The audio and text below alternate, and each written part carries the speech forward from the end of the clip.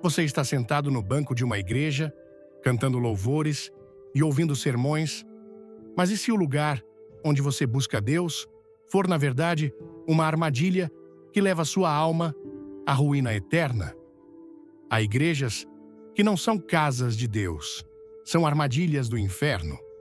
Você pode estar sentado num banco, cantando hinos, ouvindo alguém pregar, achando que está servindo ao Senhor, e ainda assim estar a um passo da ruína eterna. Jesus não diz que muitos seriam enganados? Ele não falou que nos últimos dias haveria falsos profetas, lobos em pele de cordeiro, sinagogas de Satanás, travestidas de templo? Pois é exatamente sobre isso que precisamos falar hoje. Essa mensagem não é para acusar, é para despertar. Porque enquanto você dorme no conforto da religião, sua alma pode estar sendo envenenada por um púlpito corrompido. Escute com atenção. Ore. Examine as Escrituras, porque se você estiver em uma dessas 3 igrejas e não sair enquanto há tempo, o destino pode ser mais trágico do que você imagina. Este é um chamado urgente. Não é brincadeira, é questão de vida eterna ou morte eterna. Antes de começar, deixe um nos comentários se você quer descobrir a verdade. Curta o vídeo e se inscreva no canal para não perder o final surpreendente. Há uma realidade espiritual que poucos têm coragem de encarar. Deus não habita em qualquer altar. E por mais duro que isso soe, é uma verdade que precisa ser dita com clareza. Nem todo lugar que carrega um nome cristão é um lugar onde Cristo está presente. Nem todo púlpito que cita a Bíblia está sendo usado pelo Espírito Santo. Existem igrejas que mantêm a aparência de piedade, mas negam o poder da verdade.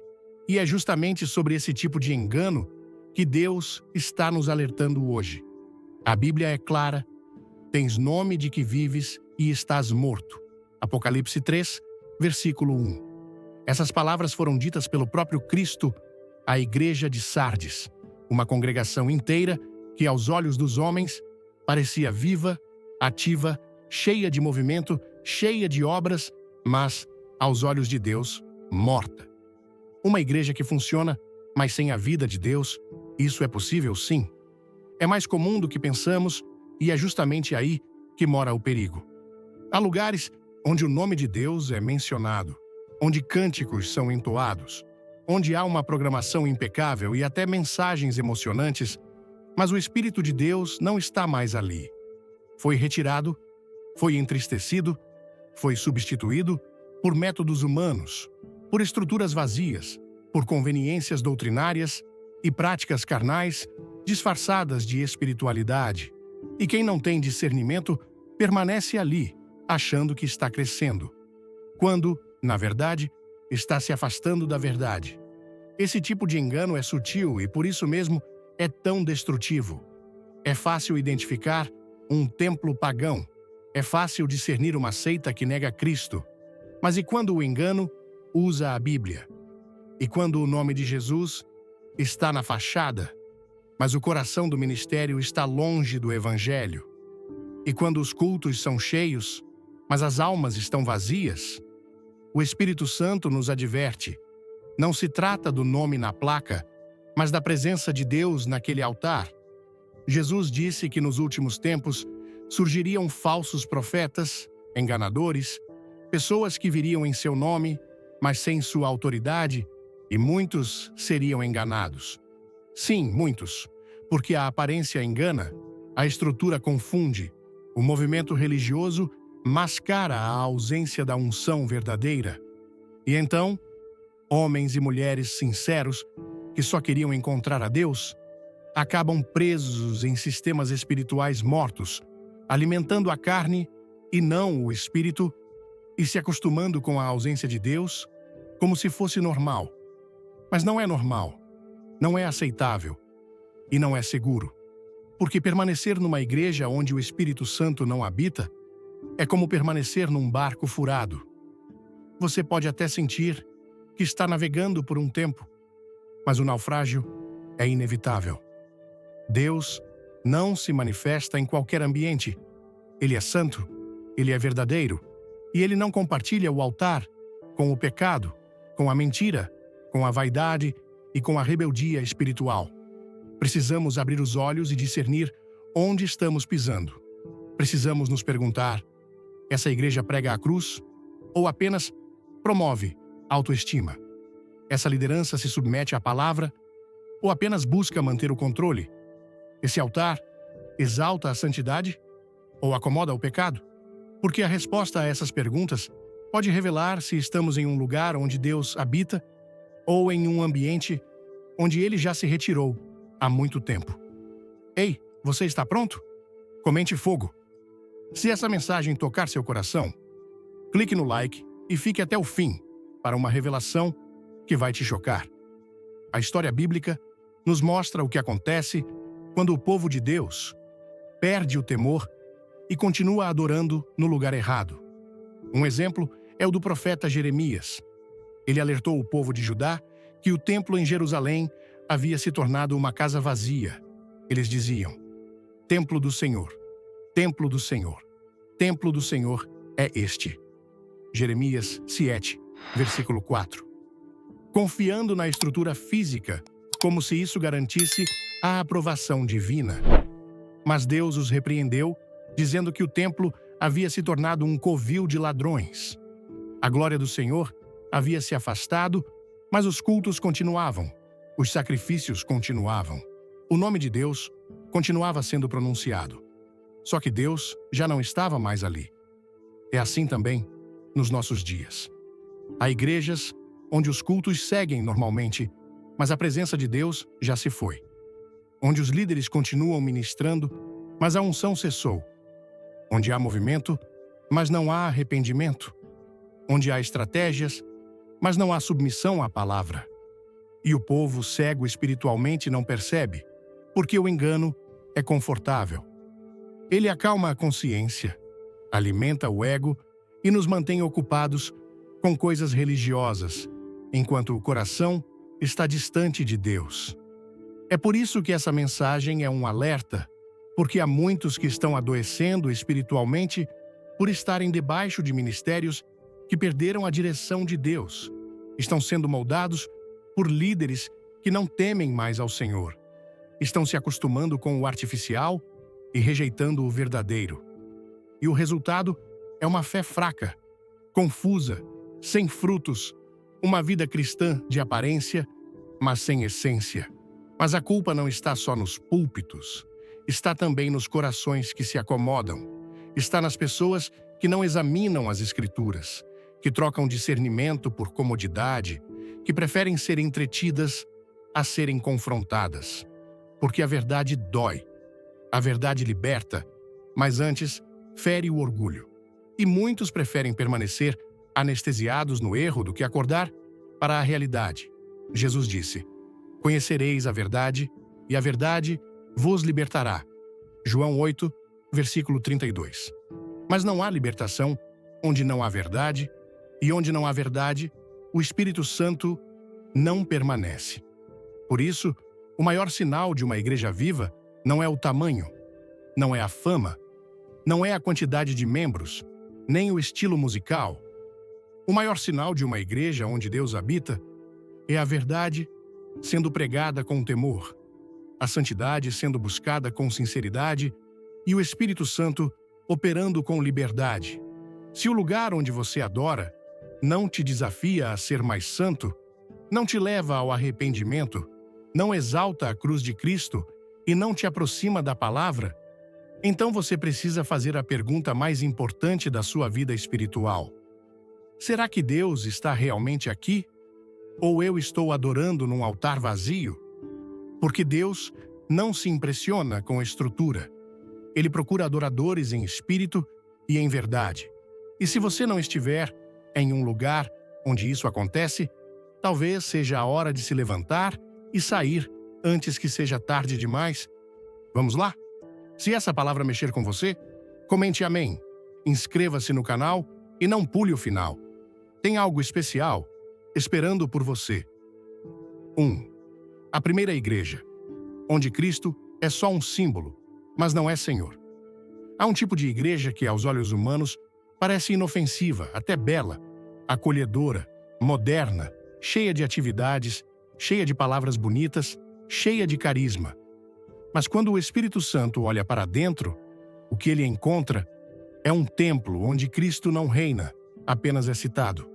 Um lugar onde o nome de Jesus é usado com frequência, mas a autoridade de Jesus foi retirada do trono, onde ele se tornou apenas um símbolo, uma ideia, um acessório decorativo da religião. Essa é a primeira igreja que conduz à perdição, aquela onde Jesus está presente nos cânticos, mas ausente na liderança, nos versículos lidos, mas não nas decisões tomadas, nas paredes pintadas, mas não nos corações rendidos. O apóstolo Paulo, escrevendo a Timóteo, alertou que chegariam dias em que muitos não suportariam a sã doutrina, mas, tendo coceira nos ouvidos, amontoariam para si mestres conforme os seus próprios desejos. E o que ele diz em seguida é ainda mais grave. Desviarão os ouvidos da verdade, voltando às fábulas, segundo Timóteo 4, versículos 3 e 4. É exatamente o que estamos vendo em muitos púlpitos.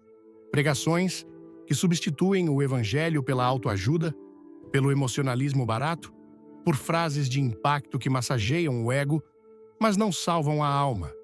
Mensagens que falam de potencial, de sonhos, de vitórias, mas não falam de cruz, de renúncia, de sangue, de arrependimento.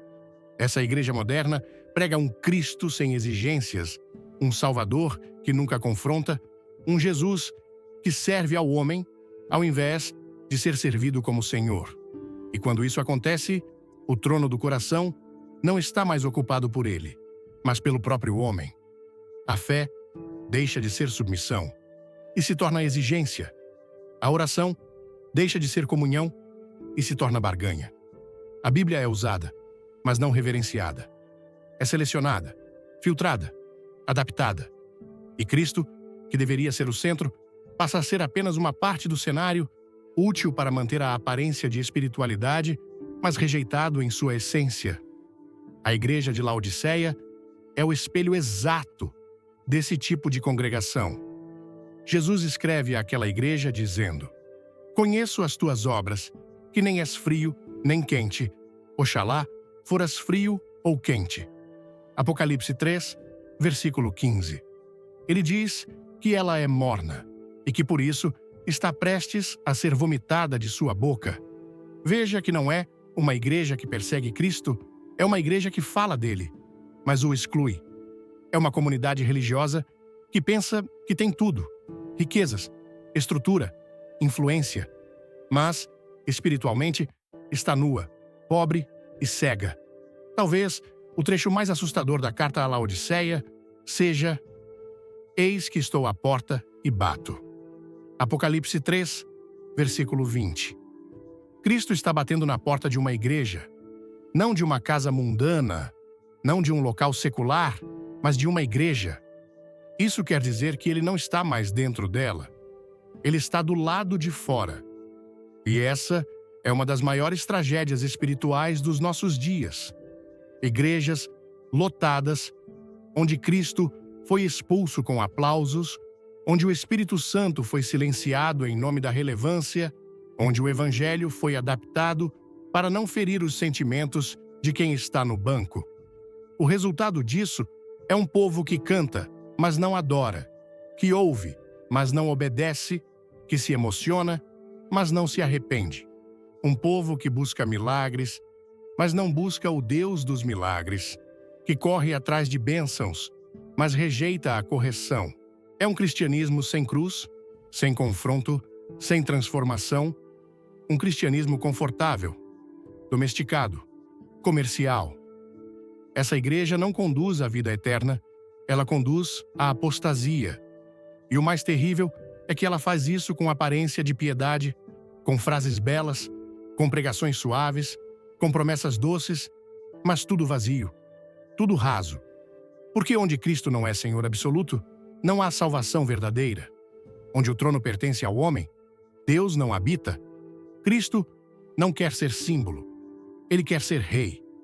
Ele não aceita ser mais uma figura entre tantas. Ele não divide sua glória com ninguém. A palavra diz que ele é a cabeça do corpo, da igreja. Colossenses 1, versículo 18. Isso significa que ele deve dirigir tudo, não apenas ser mencionado no início do culto. Ele deve governar os cânticos, o púlpito, a liderança, as decisões, os projetos, os relacionamentos, tudo. Antes de tudo, quero te desafiar. Comente verdade. Se você busca a luz, dê um like e assista até o final para um recado que pode mudar sua vida. Mas quando Jesus é reduzido a uma marca, a um nome comercial, a um produto de marketing espiritual, a consequência é desastrosa. O povo se desvia e nem percebe, os valores se corrompem, a santidade desaparece, a doutrina é corrompida e o que sobra é um ajuntamento de pessoas buscando um Deus, criado à imagem delas, um ídolo emocional, psicológico, adaptável, mas não o Deus vivo, revelado nas Escrituras.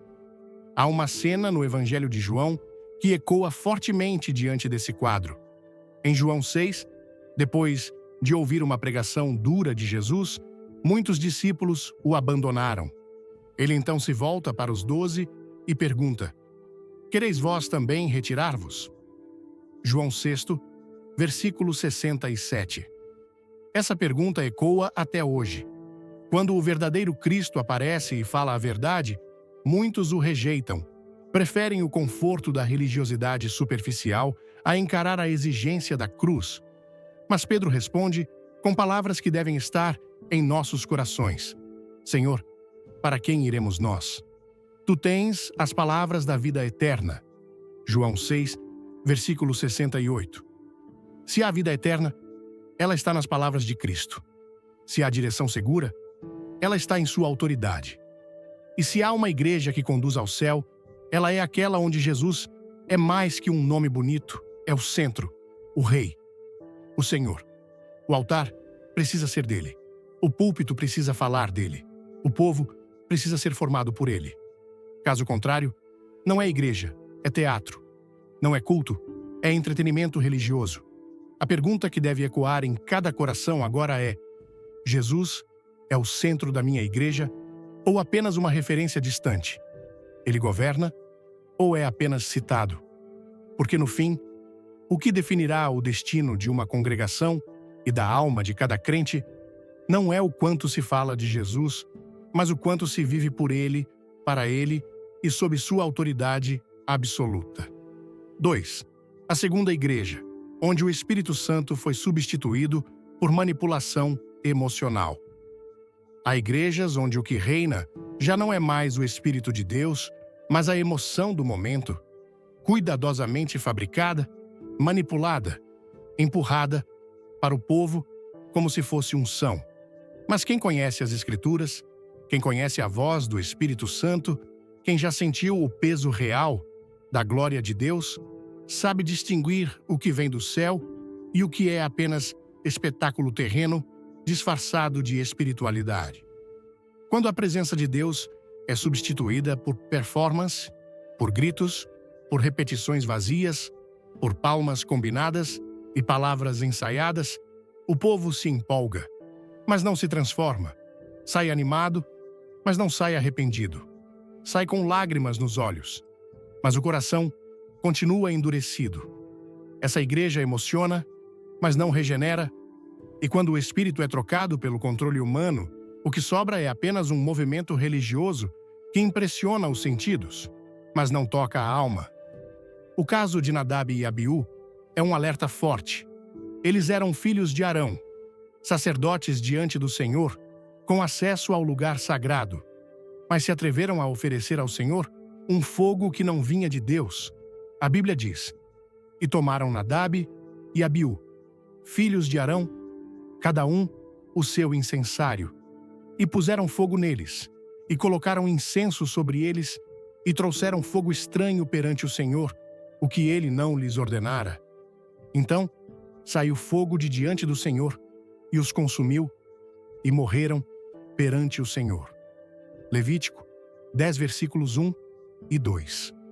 Eles tentaram produzir por conta própria aquilo que só pode ser gerado pelo céu. Tentaram provocar um movimento sem a direção do Espírito. O resultado foi juízo imediato. Preparado para a verdade? Deixe um 2 nos comentários. Curta, se inscreva e não saia antes do fim, porque há uma surpresa que você não pode perder. Hoje, esse fogo estranho se manifesta em muitos púlpitos. São eventos recheados de gritos e expressões programadas, onde se ensina ao povo a entrar em êxtase com comandos repetitivos. Pastores que manipulam emoções, que exploram fragilidades, que usam trilhas sonoras, iluminação e frases de efeito para provocar sensações. Mas o Espírito de Deus não é sensação, é transformação. Ele não é um recurso estético, ele é Deus. Ele não entra em cena para entreter, ele entra para convencer do pecado, da justiça e do juízo. O que vemos hoje são líderes que utilizam técnicas de manipulação emocional em nome da fé. Campanhas criadas com base em necessidades humanas, combinadas com promessas fora do contexto bíblico, colocam o povo numa posição de dependência emocional, não de Deus, mas do sistema que essas igrejas construíram. Tudo gira em torno da emoção. Choro forçado, revelações genéricas, cultos que parecem um show teatral. E no final, muitos saem com a alma inflamada por um fogo estranho, mas sem nenhuma mudança interior. O altar foi transformado em vitrine. A oração virou espetáculo. O culto se tornou entretenimento religioso. E Deus? Deus foi colocado de lado, porque sua presença não se manipula, não se ensaia, não se força. Onde ele reina, não há espaço para roteiro humano. Onde ele opera, o homem se cala, o orgulho cai, o pecado é exposto e o quebrantamento é inevitável. Jesus nunca manipulou emoções. Ele tocava o coração com a verdade. Suas palavras causavam impacto porque vinham do céu. Ele chorava sim, mas era por compaixão, não por performance. Ele falava com autoridade, mas sem teatralidade. Ele curava, mas nunca usou milagres como propaganda. Ele expulsava demônios, mas nunca promoveu espetáculos com isso. Ele andava entre o povo com poder, mas com humildade. Ele era cheio do Espírito, mas jamais usou o Espírito como moeda de troca. Infelizmente, hoje há líderes que aprenderam a usar a fé das pessoas como ferramenta de controle. Eles sabem o que dizer, como dizer, quando dizer, para que o povo acredite que aquilo que está acontecendo ali é obra do Espírito, quando, na verdade, é apenas uma coreografia espiritual cuidadosamente calculada. E quem não tem discernimento se entrega, e quem se entrega é cativo, e quem é cativo se afasta cada vez mais da verdadeira presença de Deus. O Espírito Santo não é um sentimento bom durante a música, ele não é um arrepio na espinha, ele não é um choro em meio à pregação. Tudo isso pode até acontecer quando ele está presente, mas ele é infinitamente mais que isso. Ele é aquele que santifica, convence, guia, consola, molda, disciplina, orienta, fortalece e transforma. Onde o Espírito de Deus está, o pecado é exposto, o nome de Jesus é exaltado e a verdade não é negociada. A igreja que substitui o Espírito Santo pela emoção barata pode até crescer em números, mas apodrece em essência. Pode atrair multidões, mas não forma discípulos. Pode fazer campanhas, mas não leva ninguém à cruz. Pode gerar comoção, mas nunca gera conversão verdadeira. E no final, o povo segue do mesmo jeito que entrou, ou até pior, porque agora está enganado, achando que experimentou o céu, quando, na verdade, só viu fumaça sem fogo. É preciso discernir, é preciso provar os espíritos.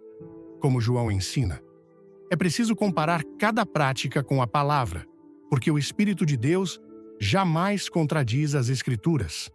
Ele jamais se manifesta onde há mentira manipulação, comércio e vaidade espiritual. Ele se retira desses lugares. E quando ele se retira, o homem tenta preencher o vazio com barulho, com movimento, com agitação, mas nada disso substitui a glória real de Deus, assim como aconteceu com Nadab e Abiú. Ainda hoje o fogo estranho tem consequências, talvez não imediatas, como naquele dia, mas letais da mesma forma. Almas estão sendo alimentadas com engano, famílias estão sendo enganadas por líderes que se tornaram especialistas em fabricar emoção. Vidas estão sendo entregues a um altar falso, onde o que importa não é a verdade, mas o impacto. E tudo isso está acontecendo dentro de igrejas. Igrejas que falam de Deus, mas que há muito tempo perderam a presença de Deus. Quem ama a Deus, de verdade, não se deixa prender por esse tipo de culto. Quem conhece a voz do Espírito sabe quando ele se foi, e quando percebe que está num lugar onde o Espírito foi substituído por performance, tem a coragem de se levantar e sair, porque a alma vale mais que qualquer tradição, mais que qualquer costume, mais que qualquer vínculo emocional. É melhor estar em silêncio com Deus do que em meio à gritaria sem Ele. O verdadeiro mover do Espírito não precisa de manipulação. Ele não precisa de estratégias humanas. Ele não precisa de espetáculo. Ele só precisa de corações quebrantados, de almas sedentas, de pessoas sinceras. Onde houver verdade, haverá presença. Onde houver reverência, haverá fogo verdadeiro. Onde houver entrega, haverá transformação. Por isso, examine o lugar onde você adora. Examine o Espírito que governa aquele altar.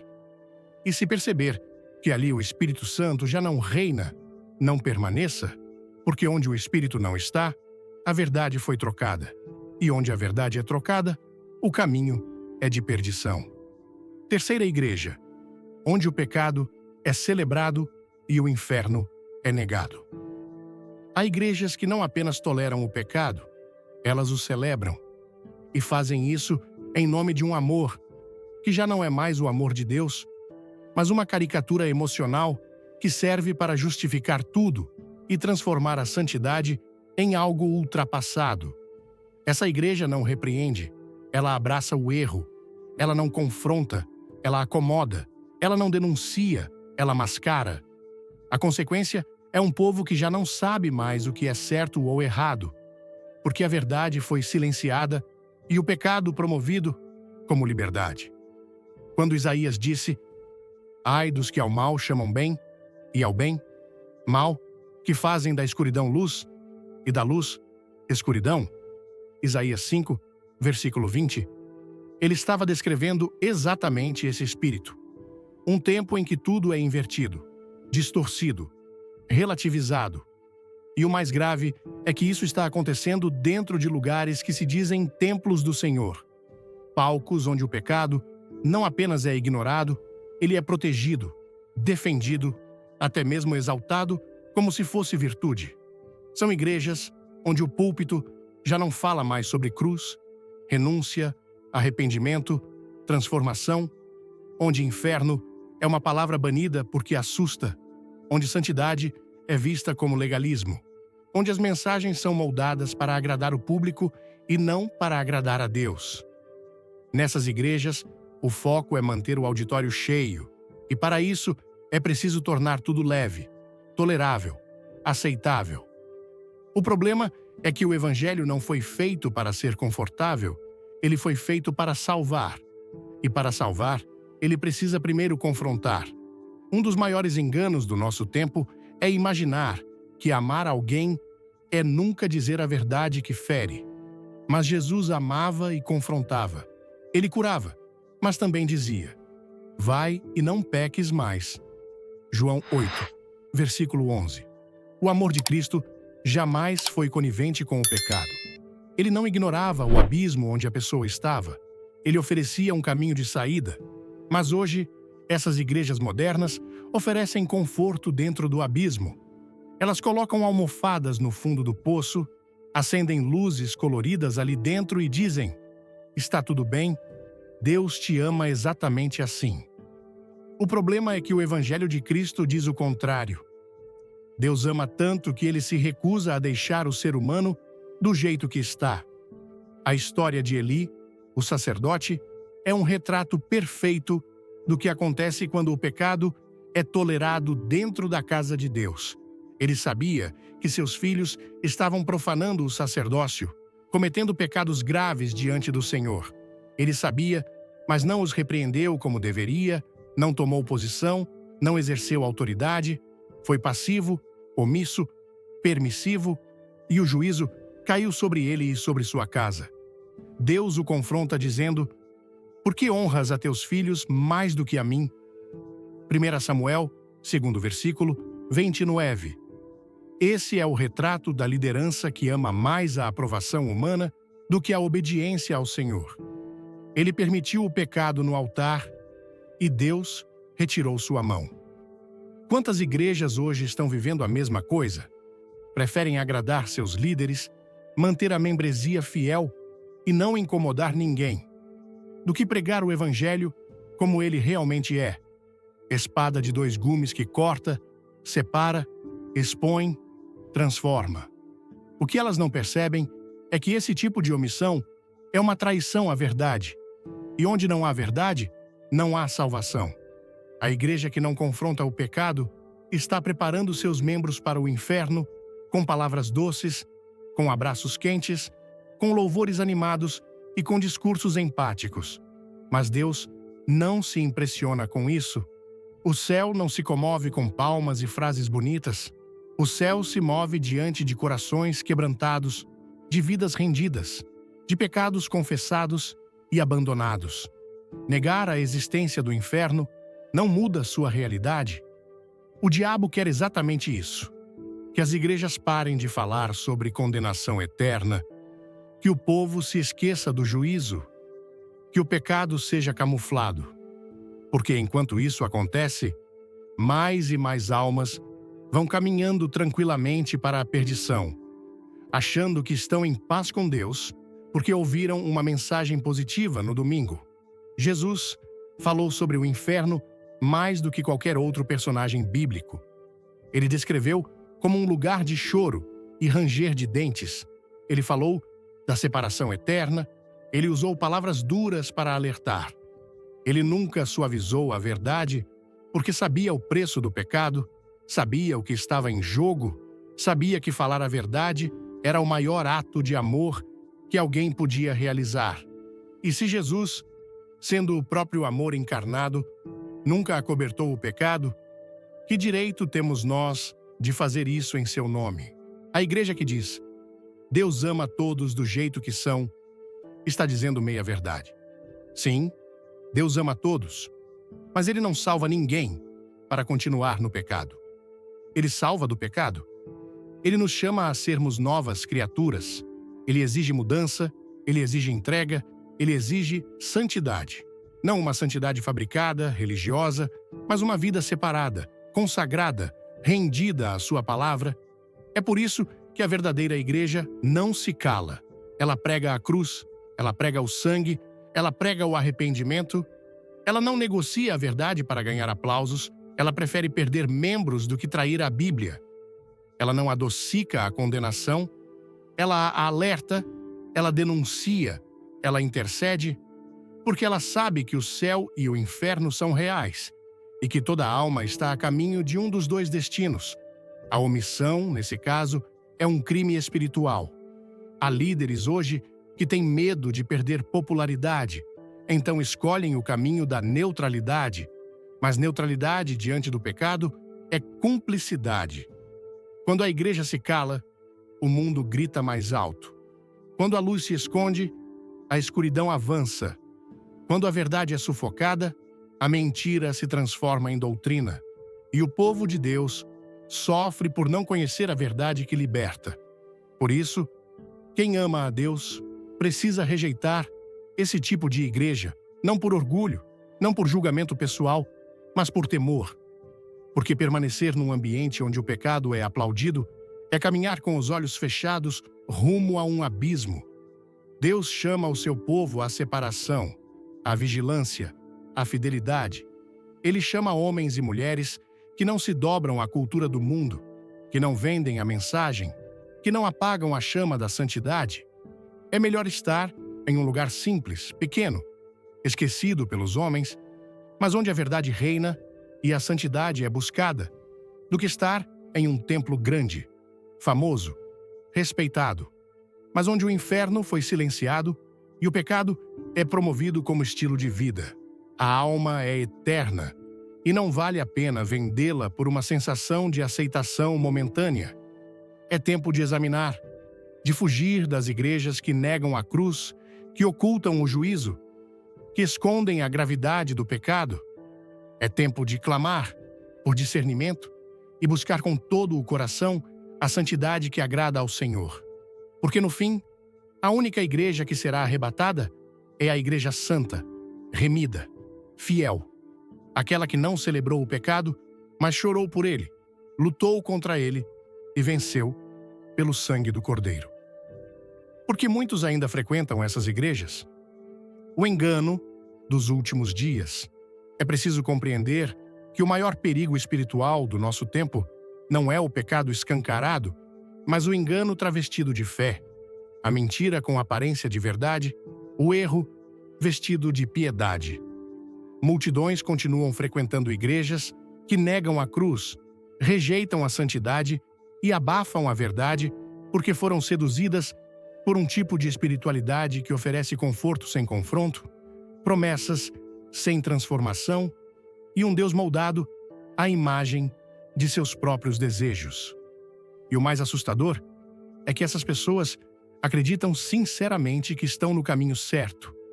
Jesus já havia alertado com clareza sobre esse fenômeno. Ele declarou: "Nem todo o que me diz, Senhor, Senhor, entrará no reino dos céus, mas aquele que faz a vontade de meu Pai, que está nos céus. Muitos me dirão naquele dia: Senhor, Senhor, não profetizamos nós em teu nome, e em teu nome não expulsamos demônios, e em teu nome não fizemos muitas maravilhas? E então lhes direi abertamente: Nunca vos conheci, apartai-vos de mim, vós que praticaram a iniquidade." Mateus 7, versículos 21 a 23. Essas palavras não se dirigem a incrédulos, mas a pessoas que viviam dentro do ambiente religioso, gente que falava o nome de Jesus, que participava de atividades espirituais, que fazia milagres, mas que no fim foi rejeitada. Por quê? Porque tinha uma aparência de piedade, mas o coração longe da obediência real. Tinham rituais, mas não tinham arrependimento. Tinham obras, mas não tinham submissão. O que prende essas multidões a essas igrejas não é apenas a falta de informação, mas a presença de uma falsa segurança espiritual, um tipo de engano tão sutil que não apenas desvia, mas anestesia. A pessoa acredita que está salva, que está em paz com Deus, que sua fé está firme, quando na verdade está andando em círculos dentro de um sistema que alimenta o ego e esvazia a alma. E é exatamente isso que o espírito do anticristo está promovendo dentro de muitos templos. A Bíblia afirma que antes da volta de Cristo viria a apostasia, uma rebelião espiritual silenciosa, camuflada de adoração, onde o homem se coloca no centro e a verdade é negociada. Ninguém de maneira alguma vos engane, porque não será assim sem que antes venha a apostasia. 1 Tessalonicenses 2 versículos 3 e 4. O anticristo não precisa destruir igrejas para reinar, basta corrompê-las, basta substituir o arrependimento por autoajuda, a Bíblia por slogans motivacionais, a santidade por tolerância indiscriminada. E é o que vem acontecendo, dia após dia, diante dos olhos de muitos que não querem ver. As pessoas continuam nesses lugares porque gostam do que ouvem.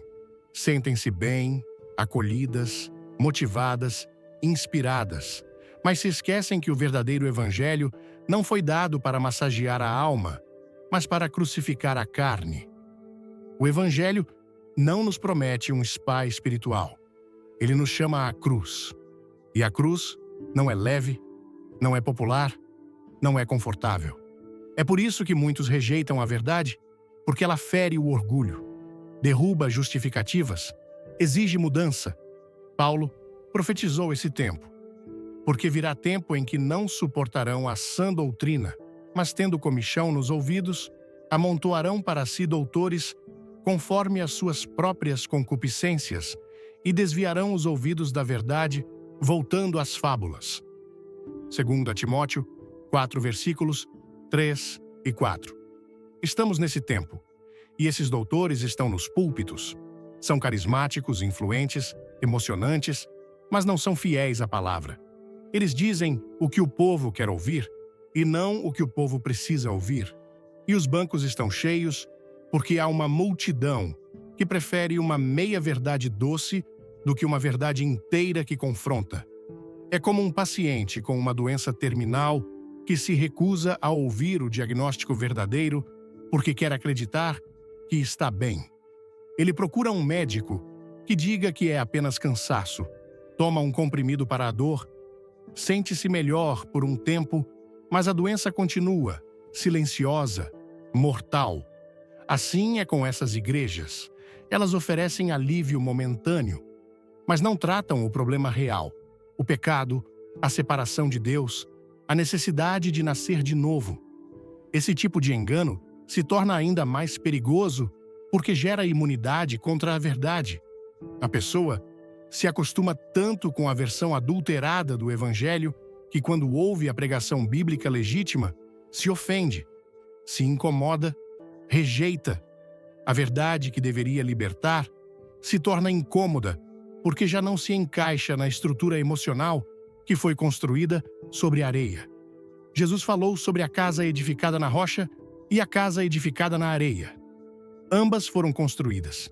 Ambas talvez tenham levado tempo, esforço, dedicação. Mas só uma permaneceu de pé quando vieram as tempestades. A outra caiu e grande foi sua ruína. Assim será com essas vidas construídas sobre doutrinas falsas, sobre promessas desonestas, sobre discursos agradáveis. Quando o dia mal vier, não haverá firmeza, não haverá raiz, não haverá salvação. O povo precisa despertar, precisa aprender a testar os espíritos, a comparar tudo com a Escritura, a orar por discernimento, a rejeitar o que é falso, ainda que seja popular, a valorizar a verdade, mesmo que ela venha em tom duro, porque a verdade continua sendo espada de dois gumes e espada não afaga. Ela corta, ela separa, ela expõe, mas também cura, transforma, liberta. O apelo da palavra nunca foi sinta-se bem. O apelo sempre foi arrependei-vos. O chamado de Cristo nunca foi seja você mesmo. Foi negue-se a si mesmo. O verdadeiro evangelho não tem como objetivo melhorar a autoestima, tem como objetivo matar o velho homem e fazer nascer uma nova criatura. E isso dói, isso incomoda, isso confronta, mas é esse processo que salva, que nos prepara para a eternidade. E é por isso que tantos resistem, porque querem um Cristo que carregue a cruz no lugar deles, mas não querem carregar sua própria cruz. Querem ser salvos, mas não querem ser transformados. Querem o céu, mas não querem sair do controle. E acabam aceitando um evangelho adulterado, raso, sem poder real, mas cheio de palavras agradáveis que alimentam o orgulho e conduzem à ruína. A única maneira de se livrar desse engano é voltando à palavra, voltando ao joelho dobrado, voltando ao temor do Senhor. A fé que salva é aquela que obedece, que se submete, que se humilha. Deus não está procurando crentes entusiasmados, mas corações quebrantados. Não está chamando multidões para shows, mas remanescentes para o altar. O que ele busca são vidas que não querem só ouvir Senhor, Senhor, mas viver como servos do Rei, dia após dia, com a cruz às costas e os olhos na eternidade. Como identificar uma igreja que conduz à vida eterna? Uma igreja que conduz à vida eterna não é definida por seu tamanho, nem pela beleza do templo, nem pela popularidade de seus líderes, nem pelo número de seguidores nas redes sociais. A verdadeira igreja é revelada pelos frutos que produz. Jesus foi claro ao dizer: pelos seus frutos os conhecereis. Mateus 7, versículo 16. Não é pelo nome, nem pela fama, nem pela emoção de um culto, é pelo que sai do altar e transforma vidas. João 15, versículo 8, nos revela o que glorifica a Deus. Nisto é glorificado meu Pai, que deis muito fruto, e assim sereis meus discípulos. Não diz que é glorificado por ajuntamentos, nem por eventos, nem por estruturas. Deus é glorificado por frutos, e frutos só nascem onde há raiz profunda, onde há cruz presente, onde há santidade vivida. A primeira marca de uma igreja que conduz à vida eterna é a centralidade da cruz de Cristo. Se a cruz foi substituída por mensagens motivacionais, por palestras emocionais ou por promessas de sucesso, então essa igreja perdeu seu eixo. A cruz é o centro do Evangelho. Sem cruz, não há redenção. Sem cruz, não há nova vida. Uma igreja verdadeira não esconde a cruz. Ela exalta a cruz. Ela fala sobre o preço do pecado, sobre o sangue do Cordeiro, sobre a necessidade de arrependimento. Ela não tem vergonha da mensagem da renúncia, porque sabe que só há salvação através da cruz. A segunda marca é o poder da palavra de Deus, pregada com fidelidade. Uma igreja viva não molda as Escrituras aos interesses do público. Ela prega a verdade, mesmo quando ela fere, porque entende que a palavra é viva, eficaz, mais cortante do que espada de dois gumes e penetra até dividir alma e espírito. Hebreus 4, versículo 12. Onde a Bíblia é aberta, reverenciada, explicada com temor, ali há luz. Onde ela é manipulada, distorcida ou usada como ferramenta de controle, ali há trevas. Além da cruz e da palavra, a terceira marca é a presença real do Espírito Santo. Não aquela presença fabricada por ambientes escuros e músicas repetitivas, mas a presença que convence o pecador, quebra o orgulho, levanta o caído, transforma corações. Onde o Espírito opera, há confissão de pecados, há libertação, há arrependimento sincero, há lágrimas verdadeiras, não por manipulação, mas por confronto. E há frutos de santidade, de humildade, de retidão. Uma igreja verdadeira também vive a prática do amor bíblico, não o amor permissivo, que ignora o erro, mas o amor que cuida, que corrige, que se sacrifica. Jesus disse que o mundo reconheceria os seus discípulos pelo amor. João 13, versículo 35. Esse amor não busca interesse próprio. Ele acolhe sem conivência, ele perdoa, mas também orienta. Ele se importa com a alma, não apenas com o bem-estar momentâneo. Por fim, uma igreja que conduz à vida eterna é marcada pela obediência visível à vontade de Deus. Seus líderes andam em integridade, suas decisões são guiadas pela oração, suas prioridades são espirituais, não institucionais. Os membros não são consumidores, mas discípulos. Não há barganha, nem troca, nem comércio no altar. Há temor, há entrega, há reverência. O retrato de uma igreja verdadeira foi revelado no Pentecostes, quando Pedro se levantou e pregou com poder e convicção. Atos 2. Não havia aparato humano, não havia estratégia de marketing, não havia promessas de prosperidade, havia palavra viva, presença manifesta e corações quebrantados. A multidão ouviu e clamou: "O que faremos?" E Pedro respondeu com ousadia: "Arrependei-vos." E naquele dia, 3.000 almas foram salvas, não por um show, mas por uma mensagem ungida, verdadeira, centrada em Cristo. Aquela igreja nascente, logo após o Pentecostes, vivia em comunhão, partia o pão, orava com fervor e crescia em santidade. Ninguém dizia ser seu o que possuía, porque havia temor do Senhor. Não era uma comunidade perfeita, mas era uma igreja rendida. E é isso que diferencia uma congregação saudável. Não a ausência de falhas, mas a presença constante de arrependimento e dependência de Deus. É preciso avaliar os frutos. Uma igreja verdadeira gera novas criaturas, não apenas novos frequentadores. Ela forma caráter, não apenas plateia. Ela ensina a Bíblia com profundidade e não apenas cria slogans. Ela direciona os olhos para o céu e não apenas para os milagres. Ela não ilude, ela ilumina. Frutos verdadeiros são visíveis na vida das pessoas. Quando alguém passa a amar o que antes odiava, a palavra, a oração, a comunhão, e a rejeitar o que antes desejava, o pecado, o orgulho, o mundo, é sinal de que está sendo formado por uma igreja viva. Porque a igreja verdadeira não apenas ensina com palavras, mas forma com exemplos. Observar uma igreja requer discernimento espiritual.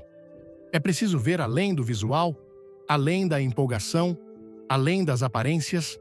A árvore pode ser frondosa, mas, se não der fruto, não serve para nada. Foi o próprio Jesus quem amaldiçoou a figueira que tinha folhas, mas não tinha fruto. Marcos 11, versículos 12 a 14. Isso mostra que Deus não se impressiona com a aparência de vida. Ele busca a essência. Ele busca produtividade espiritual.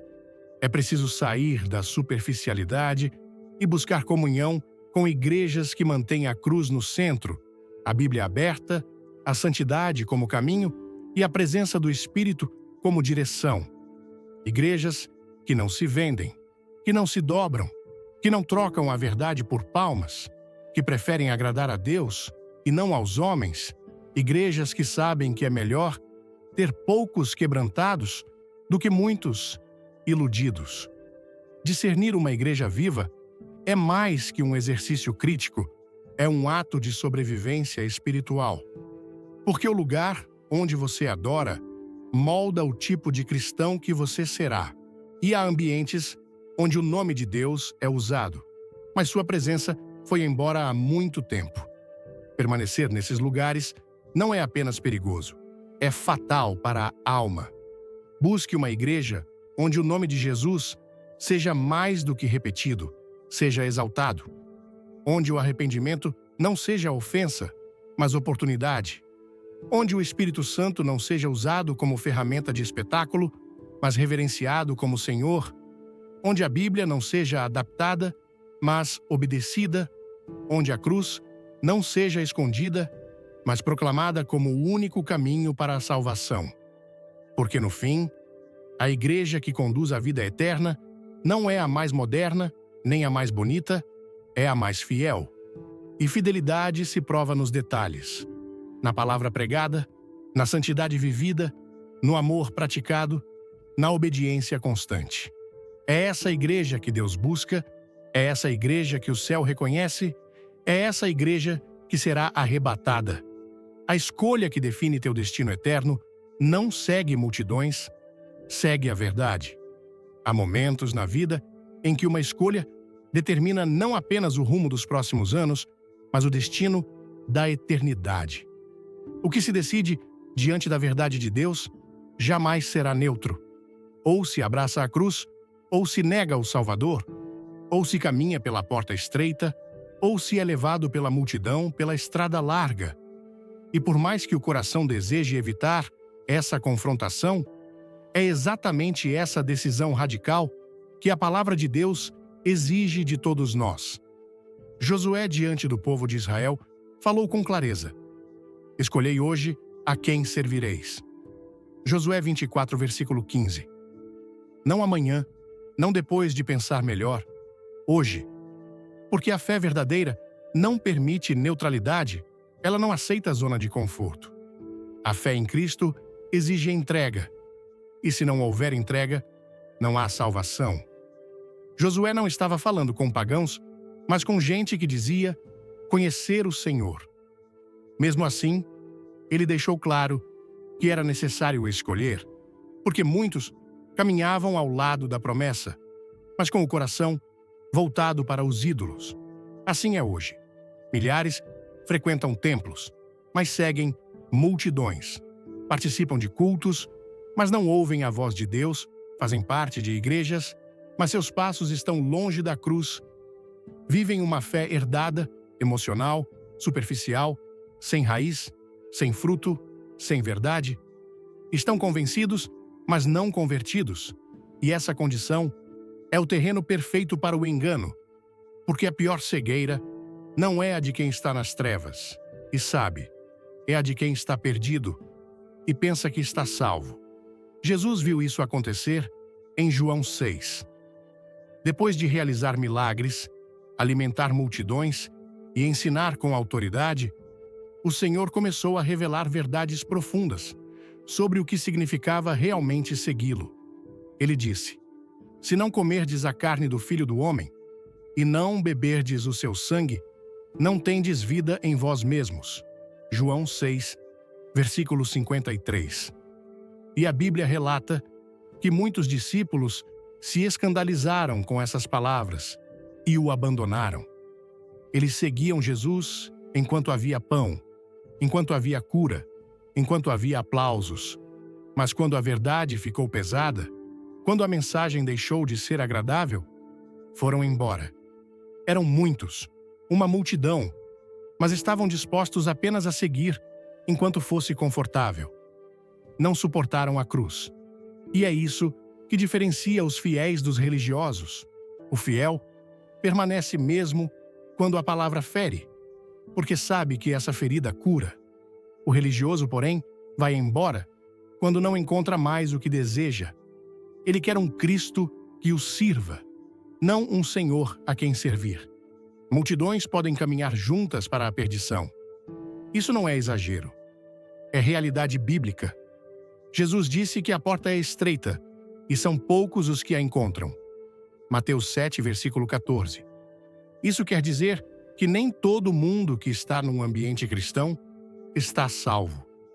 E mais ainda, nem toda igreja que atrai grandes públicos está pregando a verdade.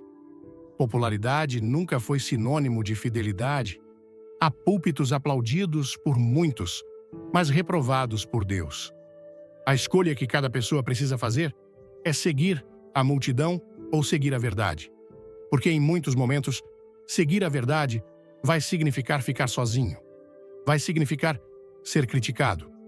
Vai significar nadar contra a maré. Mas será a única escolha que conduz à vida eterna. O apóstolo Paulo disse que, nos últimos dias, as pessoas não suportariam a sã doutrina, procurariam mestres que dissessem o que elas querem ouvir. 2 Timóteo 4, versículos 3 e 4. Isso já está acontecendo diante dos nossos olhos. A verdade foi trocada por conveniência, a cruz foi trocada por conforto, o arrependimento foi substituído por elogios à carne.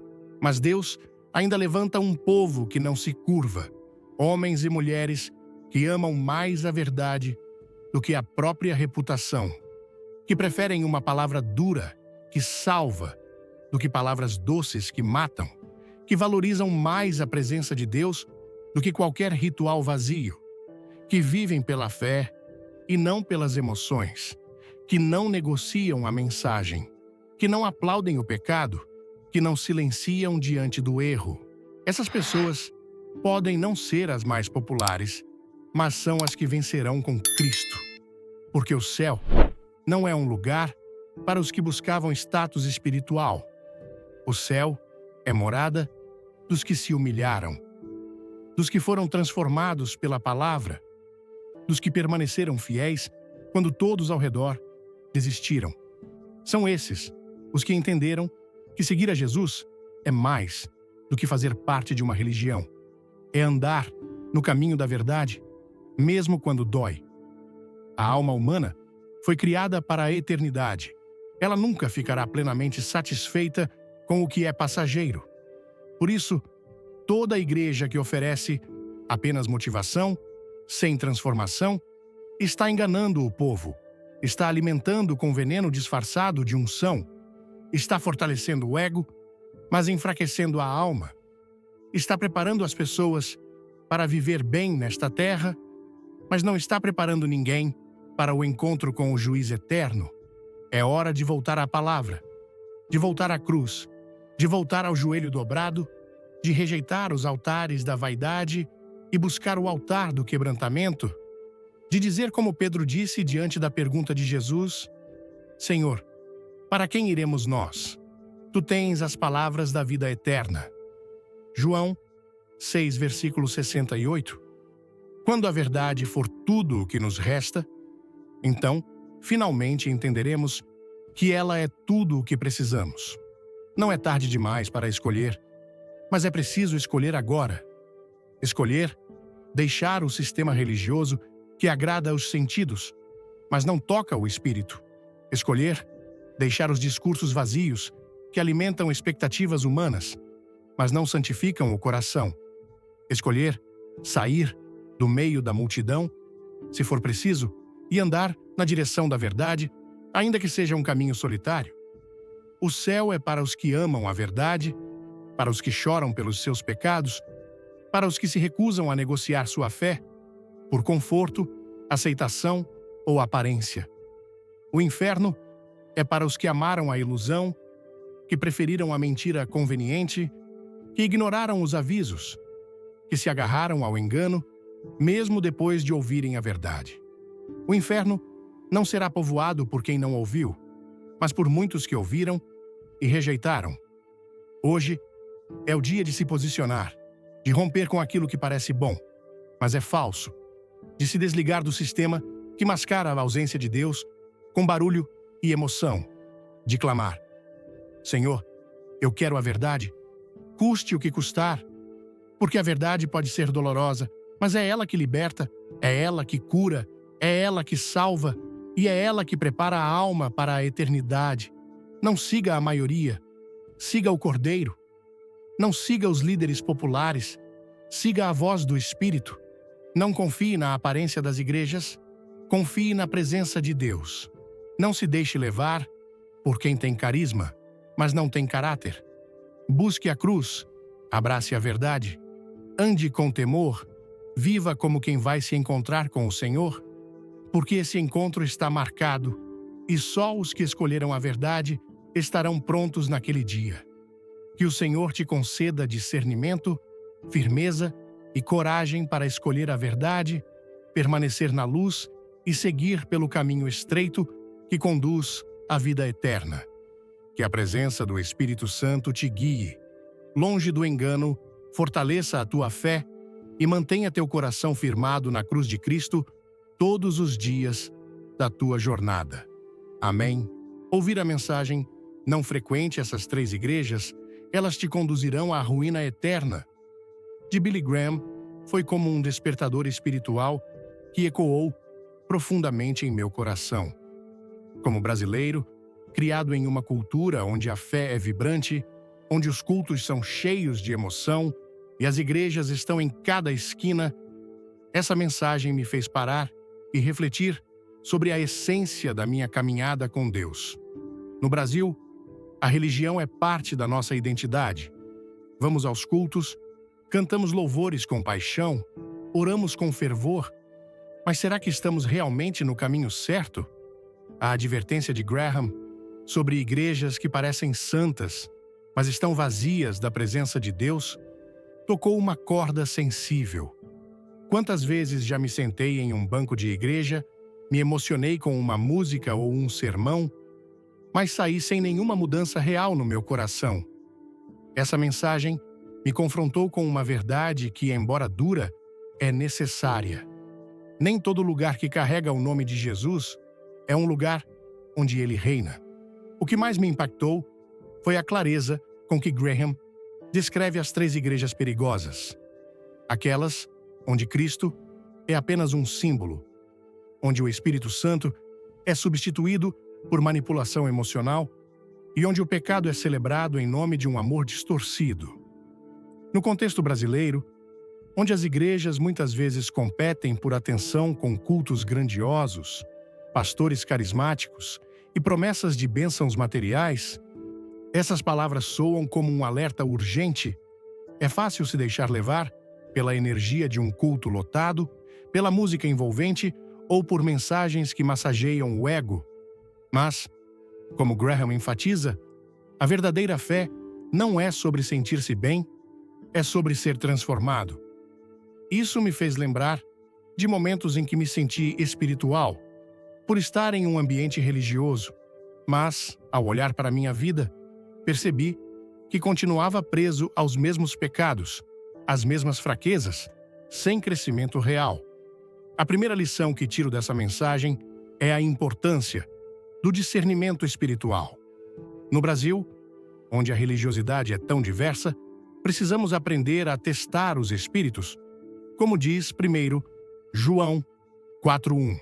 Não basta confiar na aparência de uma igreja ou na popularidade de um líder. Devo perguntar: este lugar exalta a cruz de Cristo? A palavra é pregada com fidelidade? Há frutos de santidade nas vidas das pessoas? Essa reflexão me desafia a sair da zona de conforto e examinar com cuidado onde coloco minha fé. Não quero ser como os que, em Mateus 7:21-23, chamaram Senhor, Senhor, mas foram rejeitados por praticarem a iniquidade.